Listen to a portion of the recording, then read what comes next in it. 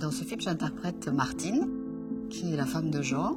Jean a une forte personnalité, ça c'est le moins qu'on puisse dire. Et Martine, c'est un petit peu l'éminence grise. On peut pas dire qu'elle le manipule, ça c'est pas vrai.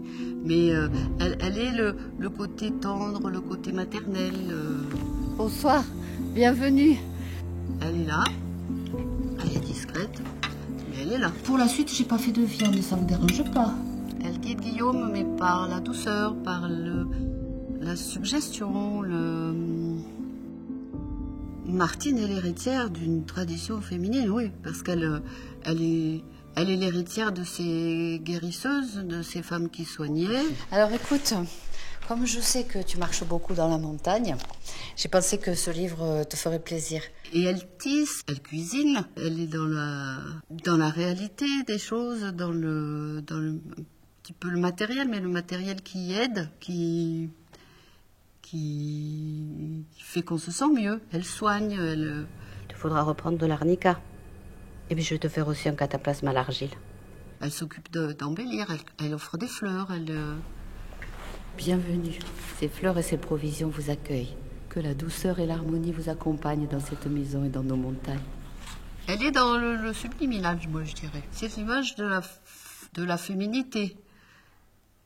Après, la féminité, à mon sens, c'est pas réservé qu'aux femmes. Mais oui, elle est l'image de ce qui peut être considéré comme féminin. Dans l'humanité, elle est la partie féminine. La seule difficulté que j'ai trouvée, c'était d'être présente tout en n'ayant rien à dire. C'est toujours des petits moments où Martine intervient et des petits moments où il faut être très présent, montrer que le peu de moments où on la voit, ça ne veut pas dire qu'elle ne s'est pas occupée tout le temps de ce qui se passe. Techniquement, c'est plus difficile que d'avoir des grandes scènes à jouer où on a plein de choses à dire, plein de choses à faire. Mais c'est aussi l'intérêt du personnage. Le fait de tourner plusieurs saisons, c'était un plaisir. C'était un bonheur de revenir à chaque fois et puis de redécouvrir les paysages qu'on avait laissés au printemps. On les retrouve en été, et puis on les retrouve en automne, et puis on les retrouve en hiver.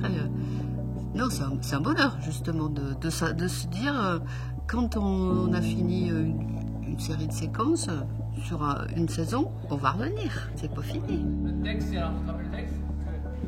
Tu me le passes, tu me le glisses quand même. Parce que derrière, après je reprends. Il a accepté quoi, tu vois. Je pense que Travailler avec un réalisateur qui joue aussi, déjà, ça épate un peu quand même, parce qu'on se dit comment il fait. Et puis je vais te faire aussi un cataplasme à l'argile. c'est vraiment incroyable, quoi. J'ai marché plein de fois sur cette... Ce que ça change, par contre, c'est que sur un tournage normal où le réalisateur il est là, il voit tout, il est tout le temps l'œil extérieur, là on a envie de l'aider parce qu'on se dit oulala, on se rend compte de la masse de travail qu'il a.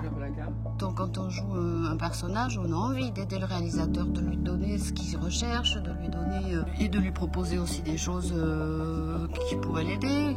Mais là, c'est encore pire. C'est plus que ça.